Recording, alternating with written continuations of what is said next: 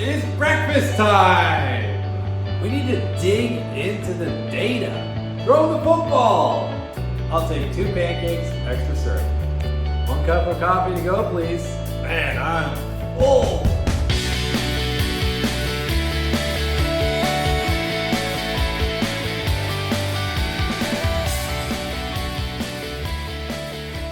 Guys, I hope you're hungry. It is officially breakfast time!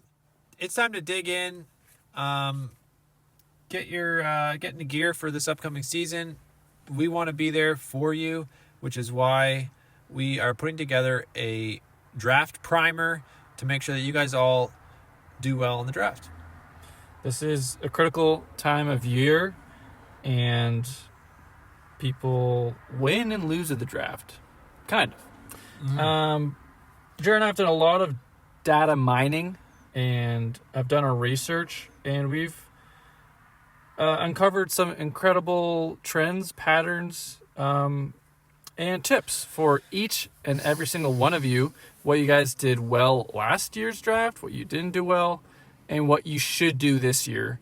And I feel like who better to talk about it than me, the champ, the one who went all the way and won the whole thing. I think I know what I'm talking about. And Jeff, you are the champ. I have to give you your flowers.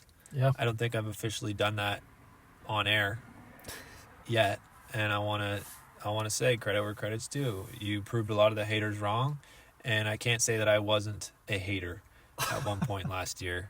As the host of this show, I just want to say I'm glad to have you back as a guest, and I thank you for the data mining you did, because what you guys are gonna find out is it's actually super helpful, and you actually really surprised me with some of these nuggets that you pulled out out of the stone.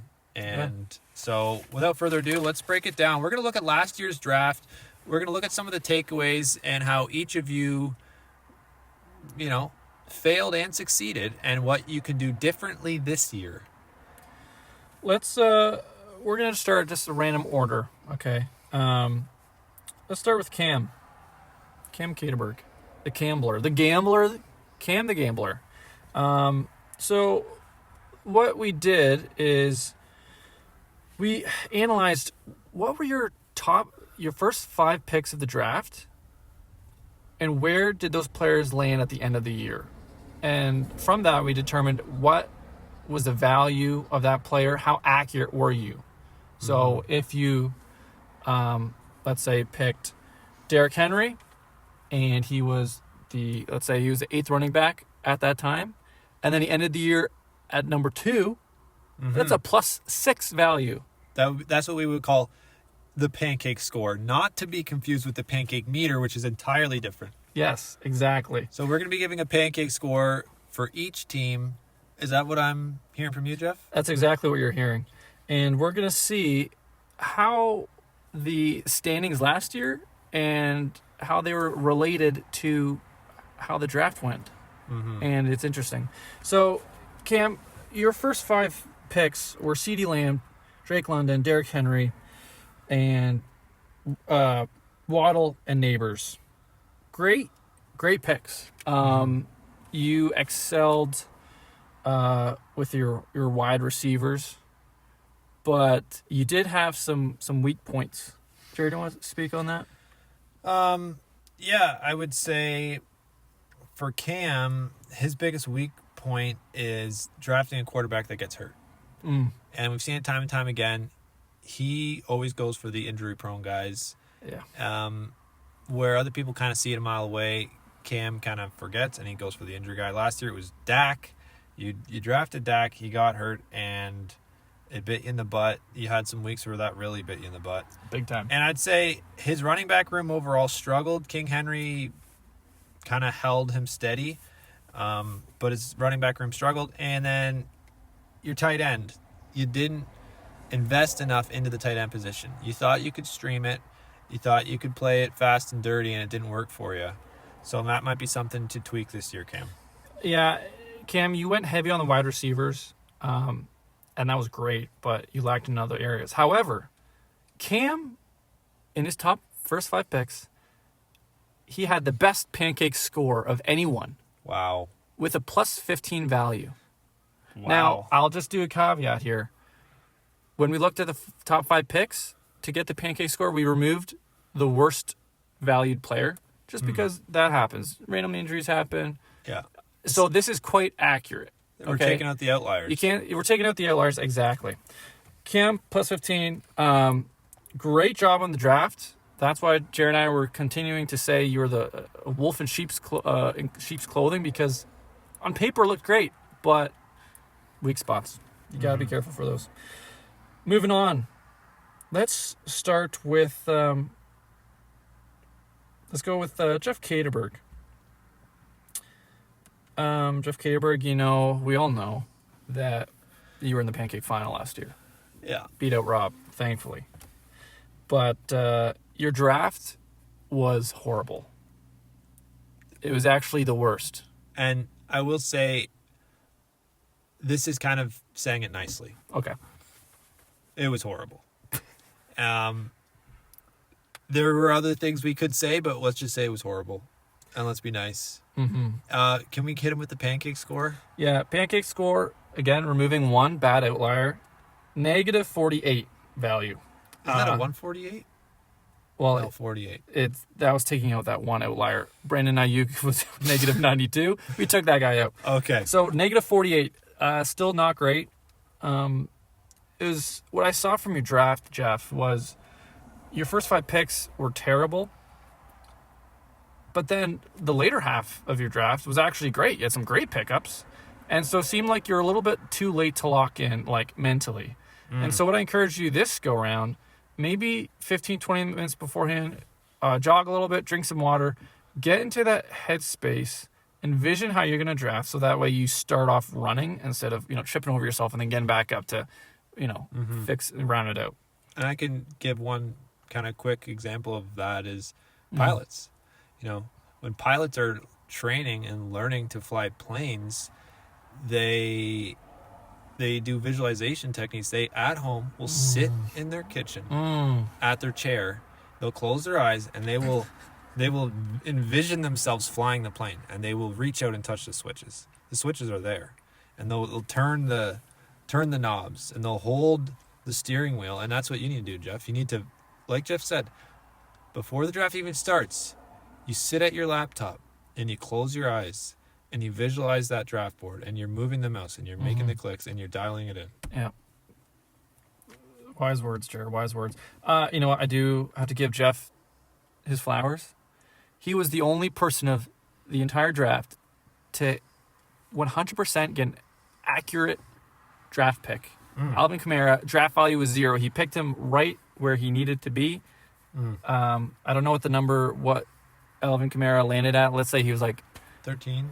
Let's say 13 or 17 running back, and that was how he ended the year. Wow. Perfect, accurate. Let's keep that up, envision it like Jer said. All right, moving on to Michael and Crystal's team.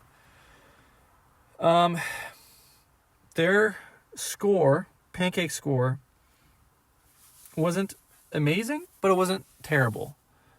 I think where they did shine was picking the running backs. They had a strong first pickup with Bijan Robinson, or Bijan. Bijan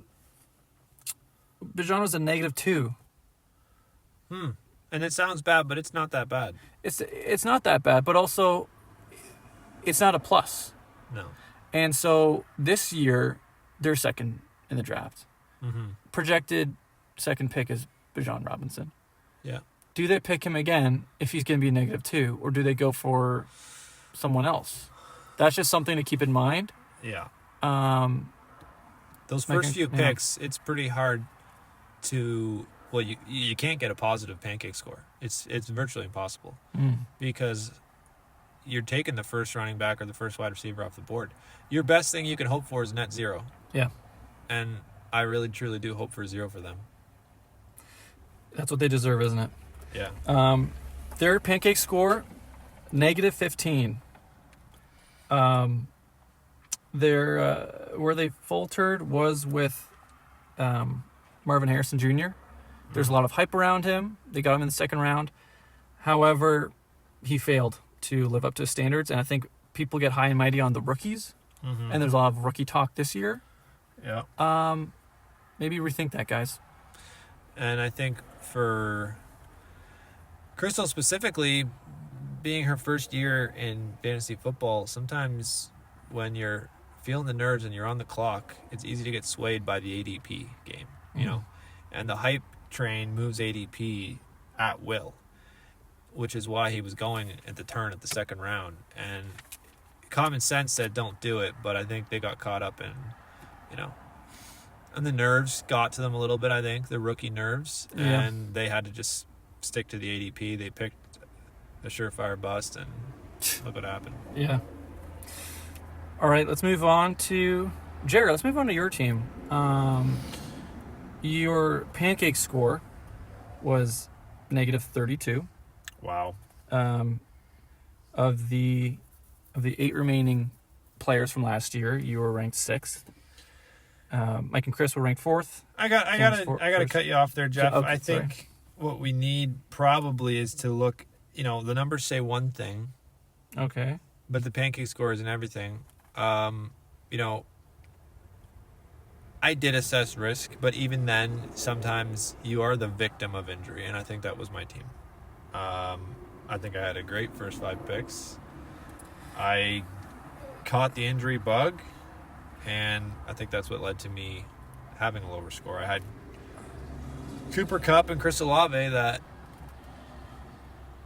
missed a lot of the year. Well, due to yes, injury. I It hear. would have been a lot higher. No, I hear what you're saying, but the research that I did accounts for that. It accounts for the outliers. It accounts for injuries, so you can't actually hide behind that. Sure. Okay, well, I agree to disagree. Can we do that at least? I don't know about that, but fine. Okay. Okay, moving on. Andrew Dubring, your pancake score was 7th out of the 8 remaining players this year, with a score of -42. You had a great first round pick of Amon-Ra with a +2 value. However, it just went downhill from there. Your running back room was abysmal, and I think maybe one of the biggest blunders, Jer, was the QB choice. I think Mahomes, you know, he gets the press, right? He's the big name. He's the face of the NFL for a lot of people. But we learned last year he's not as good as we thought. You know, trying to compare him to the GOAT, even having him in that conversation is wrong. Agreed. I think he made that pretty clear last year that he's a bit of a bum, and that he had no business going where he was going. I think he was taken before Lamar. Andrew took Mahomes before Lamar Jackson. Yeah, that's... Yep.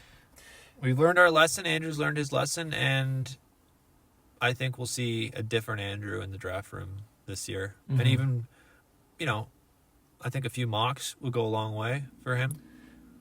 Yeah. I'm excited about this mock we have upcoming. I think Andrew's in it. I'm excited to see what he does at the QB position. Yeah, we'll have to see. Yeah. I think you're right. You can't just go by, oh, this player sounds like he's good because everyone's talking about him. No, do the research. Look at the numbers. And we're doing that for you right now. Yep. Okay, let's move on to Braden's team. Of the 8 remaining players, Braden, you're 2nd. Wow. Just behind Cam with a +10 value. Your picks, Garrett Wilson, Barkley, though. Saquon Barkley in the 2nd round. We all know, obviously, Barkley was number 1 of the year. Mike Evans, Cook, Tank Dell, who got injured, but we took that out because that was the outlier.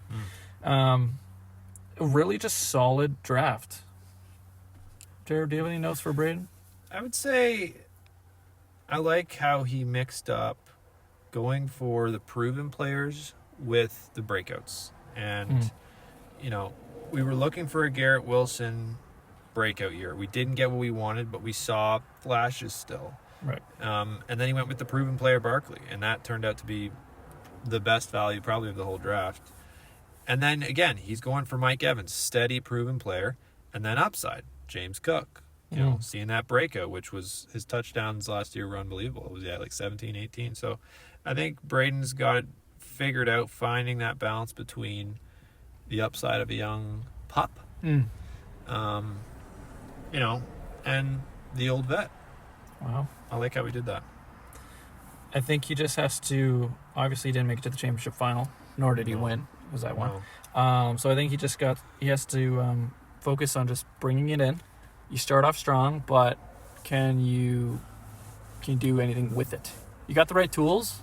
Yeah. Now it's up to you to use those tools the way that they're meant to be used. And I think what Braden could really work on is his interpersonal skills, because finding a way to close the deal on trades mid-season is what could push him into that upper tier in final placement. And I know he can struggle sometimes in kind of communicating effectively with league members and helping them to see the value in the trades that he brings to the table. Right. So that'd be another word for you, Braden. It's not draft related, but it is, you need to work on interpersonal skills with your league mates, because it goes a long way in closing deals.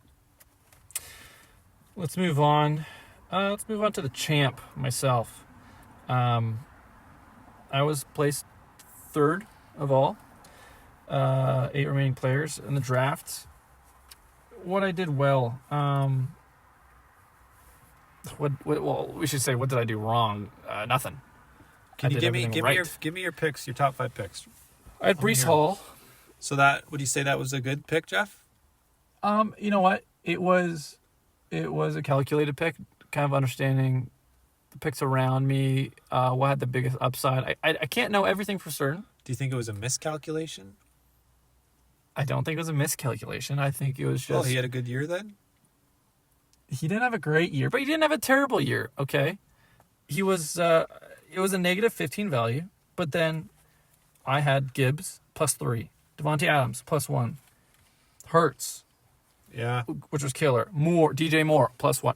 I had these great picks, and not only that, but throughout the year I was great on the waiver wire.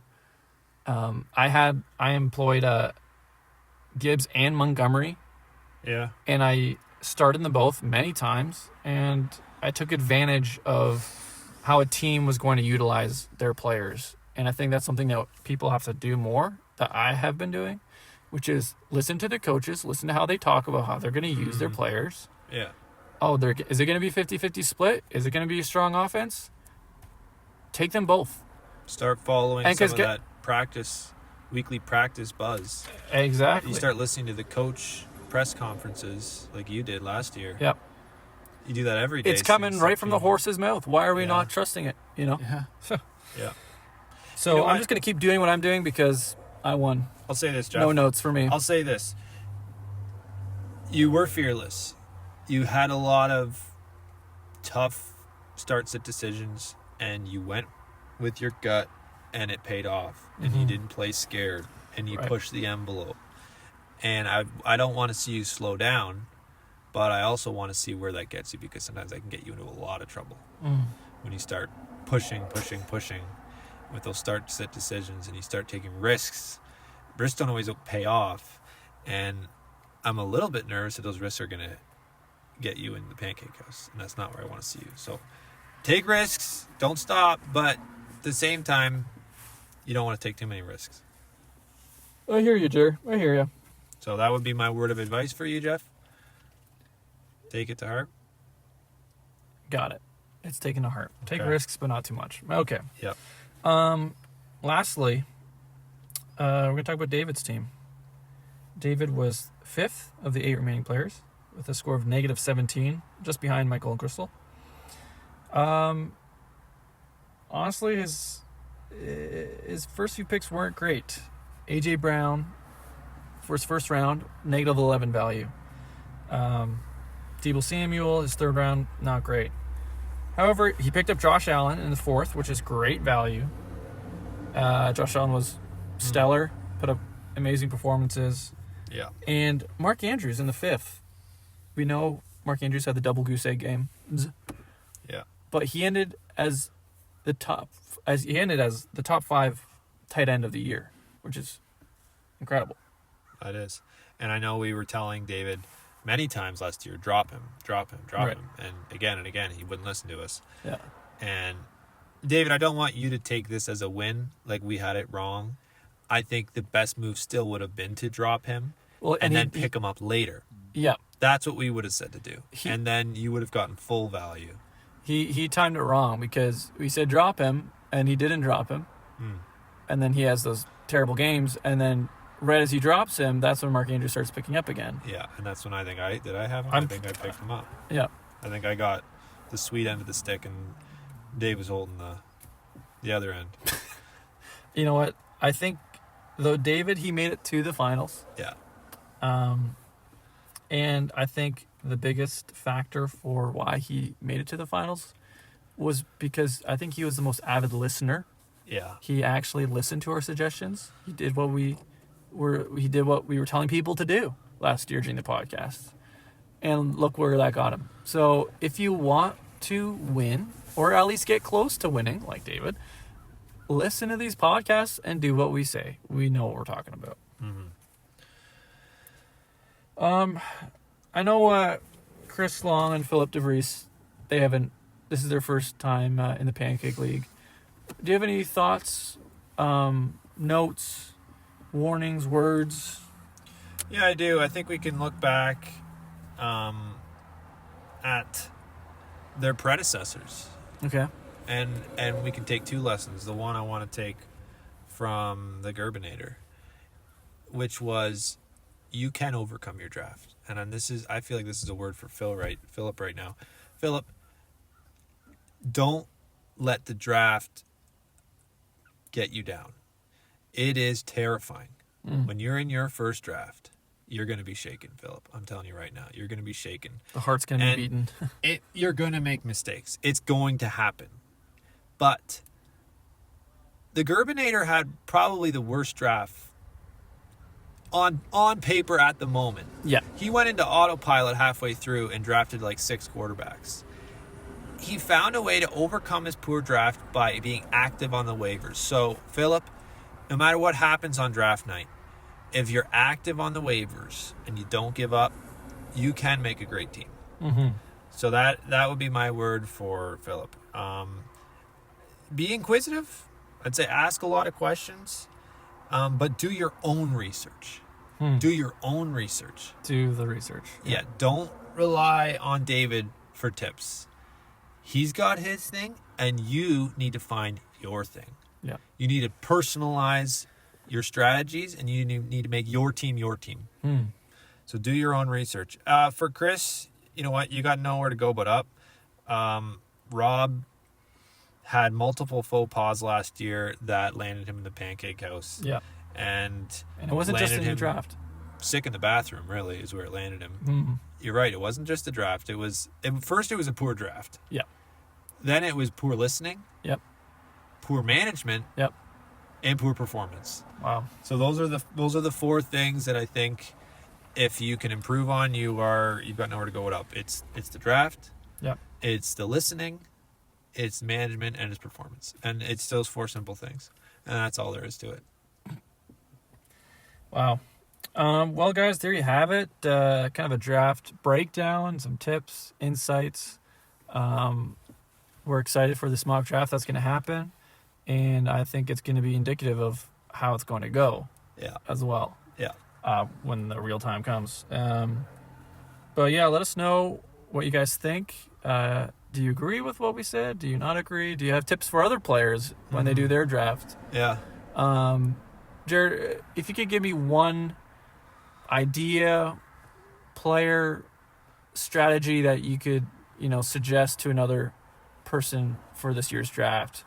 As an example, the Bijan choice for Michael and Crystal. Yeah. They took him in the first round last year. He did great. -2 value, though. Yeah. Do they do that again? Something like that. This is all I'm going to say. All right. Okay. Ashton Genty. I think I got that right. Genty. He is going to make or break a team. There is no middle ground. He is going to win some of the championship or land him in the pancake house. Wow. I just have a feeling it's going one way or the other. It's not going down the middle. So if you are drafting and he's in the queue for you, Yeah. I would really think long and hard about it. Yeah. I wouldn't. I think he's going early. I'll say that. I think he's Do you going think a he's little going early. too early? Yeah. Yeah. Wow. Yeah. I've seen a few clips in practice. I've watched some of his tape. Yeah. And something's not sitting right with me. It makes me nervous. Yeah. And I hope it makes everyone nervous to some degree. All right, let's dive into this mock draft. All right, guys, let's get this mock draft underway. We're looking at a 10-team full PPR league here. We got 1 quarterback, 1 tight end, 2 running backs, 2 wide receivers, 1 flex, and then the all-important kicker and defense as well.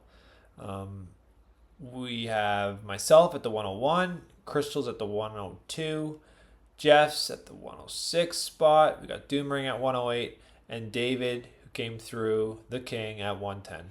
You know, Jared, I'm a little surprised there's not more of us from the league in here for this mock draft.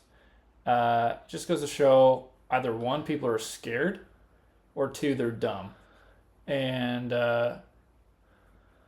if you want to win, you got to be at these mock drafts. Yeah. I should know I am the champ. I was a bit disappointed that we couldn't have more people in, given the fact that we gave them an hour and a half notice. That was pretty disappointing. That was disappointing. All right, well, let's get underway. Here we go.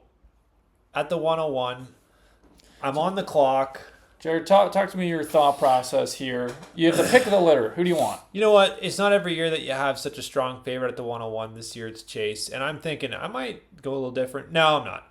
I'm sticking with Chase. You got me there. Crystal goes Barkley. Then we have Jefferson, Robinson, Lamb. This is probably what we're going to be seeing night of the draft. Gibbs for Jeff. Yeah, really, with me, I feel safe. These top 6 players, I feel like, are a tier of their own. The top 3 running backs, top 3 wide receivers. So whatever's kind of left over for me, I'm going to take. That's kind of my thought process going into this real draft in a few weeks. Mm-hmm.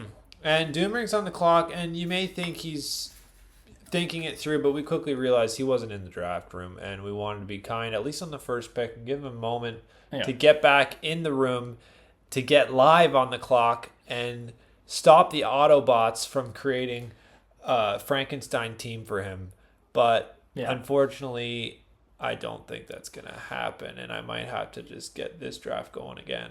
And you know what? You're exactly right. He didn't need that much time to make a decision. That's what tipped us off. Oh wait, he's actually not here in the room, because it's a slam dunk for the next pick. I think everyone knows what pick it should be. Jared, do I have to say it, or should you say it? I think you're gonna have to say it. I mean, it has to be Kyle Pitts. Kyle Pitts, I know, it's a bold move, and I think a lot of people moved on from him, but I think you make a great point. When you look at his athleticism and the opportunity there with the new quarterback. Oh, okay, no. And the computer made a big mistake there picking Amon-Ra, but whatever. Derrick Henry goes first round. That's a bit rich for my blood, but you know what? Team 9, let's see what they do. I bet David is sad he doesn't have King Henry on the Kings team. I think that synergy would be immense. So I'm sure come time for the real draft, David's going to be picking up Henry. I said Genty was going to be make or break for someone, and it's going to be David. McCaffrey, double running backs. Wow. And 2 of the riskiest guys in this year's draft. Yeah, David he's not playing scared. He's playing to win, and I like that. My pick, it was clear. Brock Bowers, he's in a tier of his own. He rivals that of top-tier wide receivers. He wins weeks, and at that value, I'm taking him. I feel confident there's going to be good wide receivers down the line. And we got a lot of wide receivers. We got a lot of wide receivers going in the second round. We had Brown, Neighbors, Collins, London, Thomas. Crystal takes Tyreek Hill. She's hoping for 1 more year for him before he is out of the league and gone from the Dolphins. I'm thinking here where I should go. Do I get a positional advantage? And you know what? Let's go for it. let's try McBride. I heard he's pretty good. Don't know much about him. He's, Haven't had time to yeah. really do much digging on him. I just heard he was a good guy. You know what? He won me the league last year. So he is going to hold you up high and mighty. And I'm going to go with Kyron Williams. He got the contract. People always underestimate him, but he's a touchdown machine. At the beginning of the third round, you can't go wrong. And you know what? You were an OG lover of Kyron. Even last year, I remember you were singing his praises. And so I think it's only fitting you got him here. A few running backs off the board before me. Jacobs, Irving, Taylor. I got to kind of figure out where I'm going with this. I need to lock in a wide receiver. McConkey, he's going to just take it again. The second year is going to be a breakout for him even more. So I feel good with that pick. And I like what Crystal did going back at the beginning of the third. You got an old dog in Hill. Why don't you take the steady Eddie, younger pup, and T. Higgins just to shore up that wide receiver room, give her a bit of consistency week to week. I could see that the bots on Boomerang's team are thinking, and now they have decided let's go running back. I actually like what they're doing for him. You know what? Amon Ra, Neighbors, and Chase Brown. Chase Brown, great pick. A great pick. He's been rising up the ranks of ADP. People are on the hype train, the Chase Brown hype train, the Brown train, as I like to call it. Yeah, good pick. David decides to take Lamar Jackson and JSN. His room is starting to look real good with two solid running backs, high-end QB, and a great wide receiver. We're moving quick and fast here. I picked another wide receiver in Wilson, and Crystal takes Kittle. Wow, great pick, Chris. Right now, I'm missing a wide receiver. I need a wide receiver.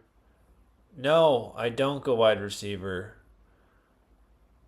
I'm on the turn. I thought, you know what? Let's take Brees Hall. There we are. That's it. Devontae Adams and Brees Hall. These are two guys that have been in the league and they know how to win. Yeah, that's true. I don't care about stats. I know, Jeff, you're going to hate me for that. I don't care about stats. I care about winners. Yeah, that's fair. I need a team of winners. And you know what? You do have a team of winners because 3 of your 5 players right now I had on my winning team last year. So you do have a team of winners right now. Thank you. It's coming up to me. I've got 2 wide receivers. I'm thinking maybe I should round out these running backs. So I'm debating between Kenneth Walker, Chuba Hubbard, James Conner maybe. What do I decide? Chuba Hubbard. Wow. Glitch. Walker goes. Laporta goes. Devonta Smith. David's back on the clock. He's got 1 wide receiver. I think you'd be... Yeah, there's another wide receiver. Okay, so he's pretty solid now. What's he going to build out? What you need to think about when you're doing these drafts is you need to fill all of your positional pieces on your team before you do anything else. You get your 2 running backs, you get your 2 wide receivers, you get your tight end, you get your quarterback, you get your kicker, you get your defense, and then you see what's left over. Yeah, and obviously David made a mistake there. He went for a 3rd wide receiver instead of getting that tight end that he needs to round out. That may have been his flex, so I'll give him grace on that one. And I'm just going to pause it right here.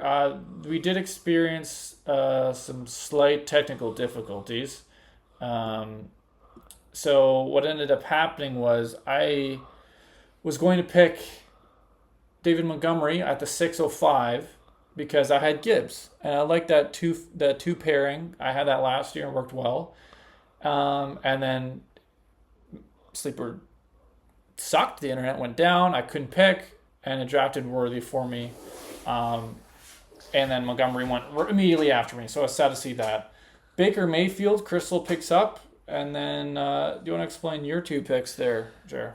You went double running back. I went double running back. Like I said, Mixon is someone who is steady, and he's shown year in, year out. He's a winner. He gets touchdowns. He produces. Some of the highest scoring fantasy weeks of all time in the last 3 years, they got his name all over it. Sheesh. So I'm taking Mixon. I'm going for the throat. I'm going for the win. But he's older. Right. So what do I do? I'm actually taking a page out of David's book. When you look over at him, he did this as well with the Gianti and McCaffrey pick at the 1-2. You take the old bull, and then you squeeze in a young calf as well. I did the old bull young calf turn pick with Mixon and then the young calf Henderson. Yeah. A lot of hype around Henderson. I don't think he can live up to it, but I'll give him a shot. Yeah, it seems like that's kind of becoming a strategy for the turns for the 1 pick and the 10 Yeah. pick is that old dog or old bull young calf. That's it. That's cool to see kind of different strategies emerge depending on where you are in the And that's order. that's kind of cutting edge fantasy stuff right now. Yeah. You don't see that, but we're on the front of it. The old bull young calf turn, they call it. And this is why we're doing this episode, this podcast. We're revealing these insights, these secrets, these strategies that's going to help you come draft day. Crystal picks up Zay Flowers as the wide receiver, 3 for her team, and a few picks after that. I again was still out of commission internet wise, so the bots picked me Jared Goff, and you know what? I'm happy with that. I've got Gibbs. Gibbs is a pass catcher, and I kind of like that 1-2 pairing. The bots actually, they're not all dumb. And Yeah, it's almost like they knew, there's something in the machine, something like almost sentient that connected with you. Yeah. It's almost like your brain got downloaded into this computer brain. yeah. And reminds me a little bit of last year. We won't get into that. Not in this mock draft, at least. Okay, next we see Hawkinson go. Great pick in the 7th round. He is a lock to finish 7th at tight end. Great value. We have Aaron Jones goes to Doomring's team. Again, I like it. He's a steady producing player. Rounds out his team nicely. I think he's still within his positional limits. Yes, that was his 2nd tight end. So now Andrew's running back, but yeah. Sorry, running back. So now Andrew's done what we talked about. He's got his 2 wide receivers. He's got his 2 running backs. He's got his flex, his tight end, his quarterback. So now all he needs is defense and kicker, and he is set. And we're about to see that in a second what he's going to pick. But before that, let's get to David's turn.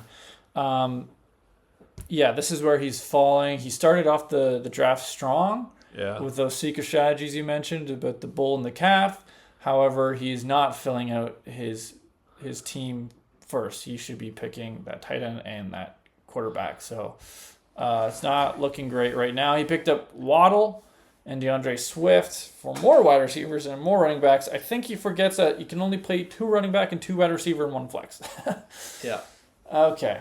Well, we get back to Andrew, and I'll start this up again, and we'll probably see a kicker or defense. What are you thinking here? I'm thinking defense. Whoa. Okay. Okay, that's We had shocking to Judkins me. go. I don't even think he's officially a Cleveland Brown member yet. I don't think he signed his contract. No. That's a risky pick, Yeah. but he made a risk. Okay. Well, now, Jeff, you're on the clock. What are you thinking here? Well, I picked up Calvin Ridley. He there's a lot of buzz about him and the quarterback. What's his name? Oh. Tennessee guy. Blanking. Ugh. Man, I feel so unprepared right now. Well, Sometimes you dive so much in the numbers you forget the names. I remember last year, Will Levis, and I kind of wish Will Levis was back in that QB1 position. I'm sure he will. That's my prediction of this year. He will be back as a number 1 QB for Tennessee.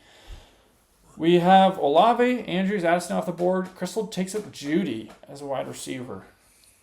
And I'm sticking to the script. I need a quarterback, and I choose Bo Nix. He showed last year he can compete. He's a winner. His coach is a winner.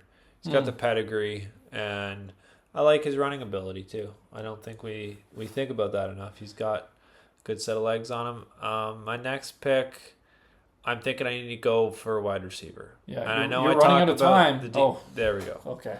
I know we talk about defense kicker, but I needed to kind of break the mold just a little bit for myself here, so I took Odunze. We understand. We know when to break the mold and when to stay in the mold.